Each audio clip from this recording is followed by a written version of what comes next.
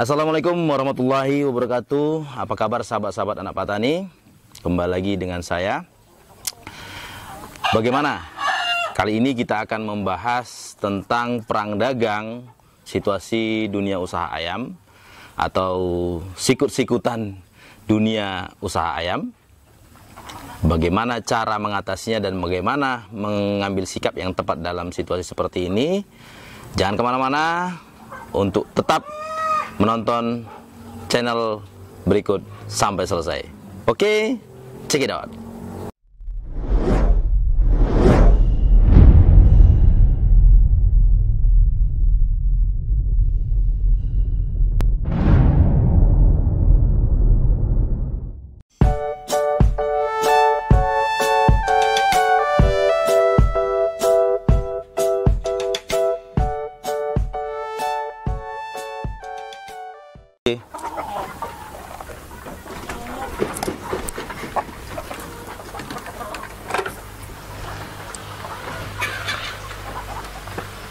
Assalamualaikum warahmatullahi wabarakatuh. Kembali lagi dengan channel Anak Patani. Apa kabar para sahabat-sahabat sekalian? Kali ini kita akan membahas topik tentang perang dagang, solusi perang dagang di dunia usaha ayam. Oke, kali ini kita akan membahas beberapa topik teori-teori yang berkompeten, yang berkesinambungan dengan masalah yang sekarang kita alami dalam usaha ayam ya.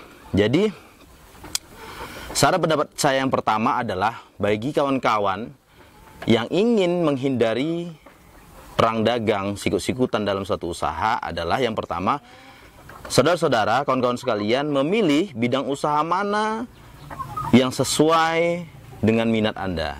Ya, pilih usaha mana yang benar-benar Anda bisa kembangkan dengan baik dan Anda bisa terjun dalam ke dunia itu, kira-kira Anda bisa sukses dalam dunia bidang usaha tersebut. Itu poin pertama yang harusnya Anda lakukan pada saat pemilihan bidang usaha, khususnya dalam ternak ayam ini ya. Mungkin ternak ayam ini masih banyak poin-poin yang masih bisa kita fokuskan ya. Ada kawan-kawan yang fokus di bidang mesin tetas, ada yang fokus di bidang peralatan-peralatan, ada yang fokus di bidang pembibitan, breeding, ya, ada fokus yang di bidang pembesaran, masing-masing ada yang fokus di bidang perobatan, vaksin, dan lain-lain. Jadi kalau untuk peternak ayam, coba Anda pikirkan terlebih dahulu bidang mana dan poin mana yang harus Anda pilih dalam usaha ayam tersebut. Situasi perang dagang dan sikut-sikutan pada saat sekarang ini, pada masa sekarang ini akan saya hubungkan dan akan saya masukkan ke dalam sebuah cabang ilmu matematika yang dikembangkan, yang ditemukan oleh John van Neumann dan Oscar Morgenstern, yaitu game teori. Ya, game teori, bukan game yang biasa anak-anak mainkan di handphone ya. Game teori adalah satu cabang ilmu matematika di mana mempelajari interaksi antara pelaku usaha, di mana setiap tindakan atau keputusan diambil oleh setiap pelaku berpengaruh terhadap pelaku usaha lainnya. Bagaimana game teori itu menyambung dengan usaha ayam pada saat ini ya kawan-kawan ya. Ini saya gambarkan begini. Jika dalam dunia perayaman ada seorang pelanggan atau konsumen A ya.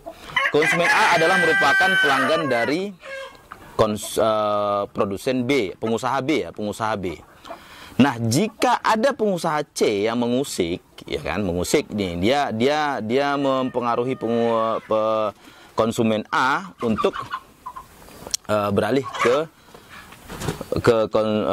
pengusaha C, maka si B akan mengalami kerugian. Demikian juga sebaliknya. Sementara konsumen adalah itu saja, tidak berubah. Nah, situasi yang baik itu adalah ketika sesama pengusaha itu membagi konsumen itu berpihak kepada kedua belah pihak. Misalnya nih, si konsumen memberi setengah produksi si B dan membeli setengah produksi C. Nah, itu adalah keputusan terbaik di dalam game teori. ya di dalam game teori ilmu pembahasan game teori tersebut. Namun siapa yang menjamin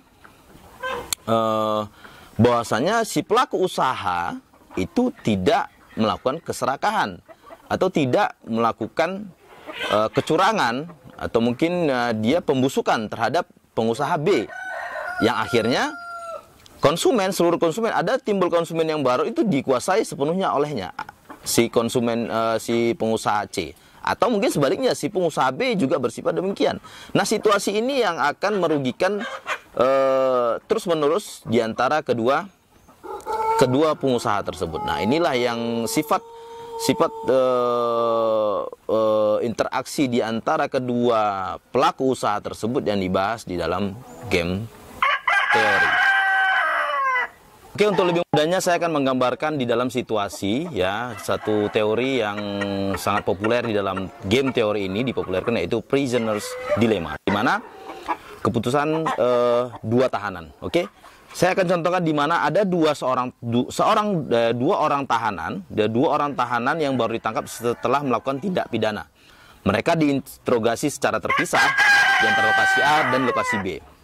Pada setiap tahanan tersebut diberi pilihan antara jika mereka tidak sama-sama mengakui tindak pidana yang mereka lakukan, maka mereka akan dihukum masing-masing 2 tahun penjara. Oke?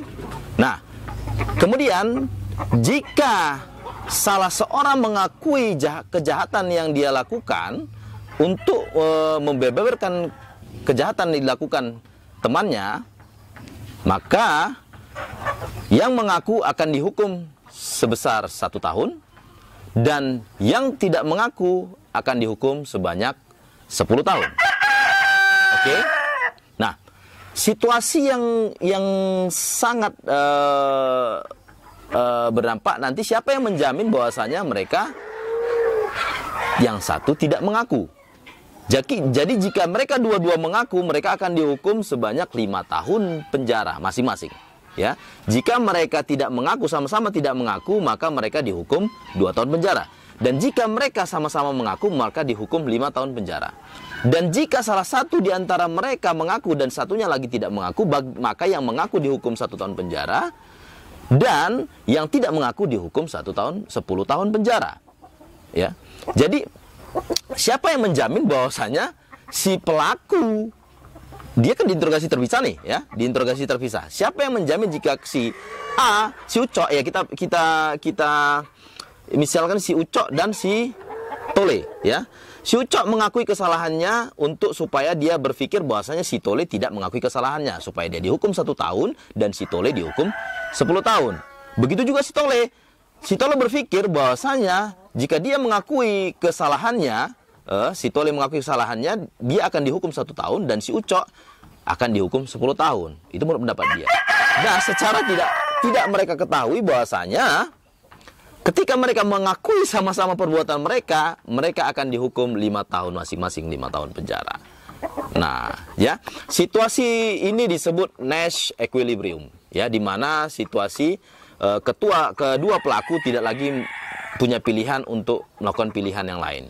Nah, sebenarnya keputusan yang terbaik adalah jika memang mereka tidak sama-sama mengakui. Namun, siapa yang menjamin bahwasanya si Tole atau si Ucok tidak mengaku, sementara mereka masing-masing berharap bahwasanya si Tole maupun si Ucok tidak mengaku, dan yang mengaku itu dihukum lebih rendah dari yang diharapkannya.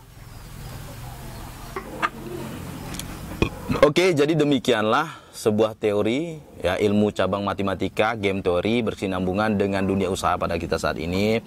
Dunia usaha ayam kampung saat ini yang mungkin lagi carut-marut, saling dilema lah ya. Saya nyebutnya juga bagaimana kalau bisa ya jangan seperti itu lagi. Jadi ada beberapa pilihan, ya, ada beberapa pilihan yang saya kira ini sangat keputusan terbaik jika kita pilih dalam dunia usaha. Ini tidak dalam dunia usaha, tapi juga dalam situasi-situasi apapun, ya, baik politik, perjodohan, ataupun ekonomi, ya. Ya, tapi ini lebih baiknya, lebih tepatnya untuk dunia usaha ayam kampung, ya. Apa itu?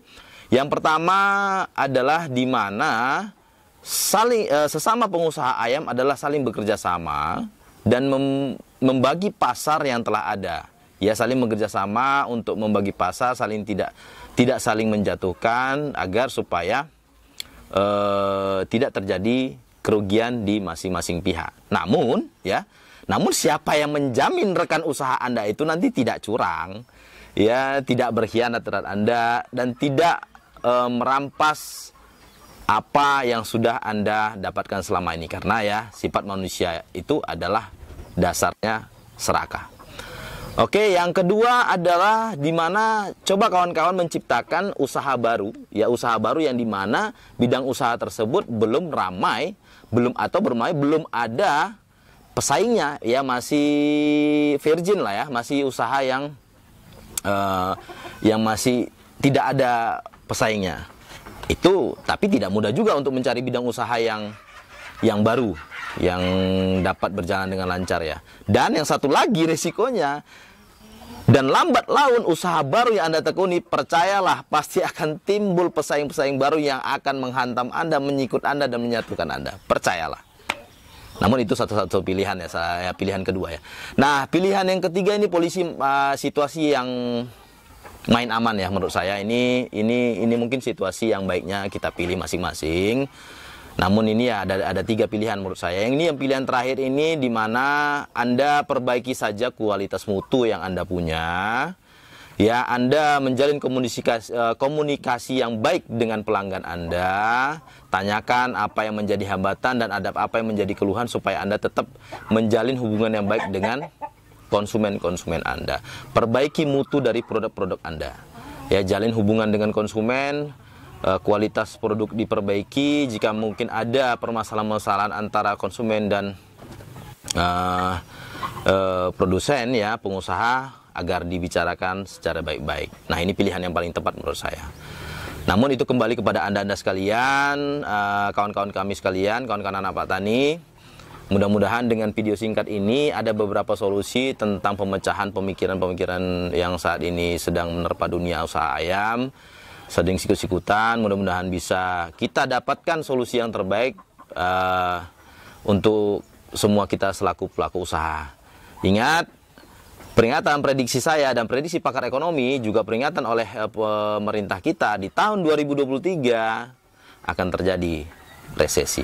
Oke, ada baiknya kita saling merangkul, saling bekerjasama, saling menciptakan usaha ini supaya kita dapat berlangsung hidup, periuk kita bisa hidup di masing-masing keluarga kita. Oke, tetap kompak para peternak Indonesia, tetap jalin silaturahmi yang baik, sopan santun, dan semoga petani Indonesia bisa bertahan dan bisa sukses untuk kedepannya. Assalamualaikum warahmatullahi wabarakatuh. Salam peternak Indonesia.